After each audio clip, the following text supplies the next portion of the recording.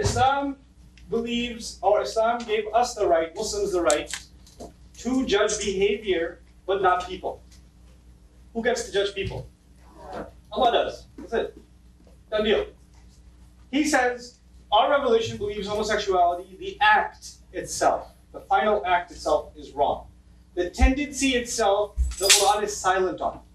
It didn't give a position on when somebody has those feelings, and somebody has that thought, and they're fighting that urge, etc., then actually, historically in Islam, there have been counseling thousands, even 1,000 years ago. There were people who reported to have those feelings, and they were given the counsel to fight their urges, but not engage in the act itself. The act itself is considered evil, and it's considered the same as fornication, an act outside of marriage.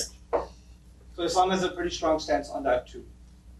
That is not to say that if somebody, a homosexual sitting in the audience, that I'm going to judge them. I don't have any license to.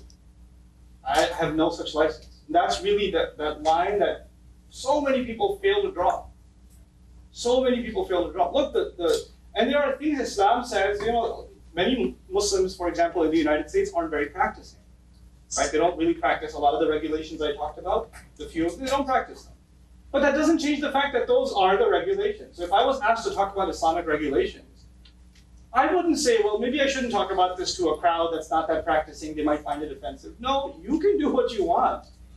That's not my business. My business is to tell you what it says. You decide what you do with that. That's not me, But that is its stance. We do not condone the homosexual act itself, and it's talked about in the nation of Lot is mentioned in the Quran, and that discourse with the angels. That story, I think the biblical narrative is there too. That is in the Quran.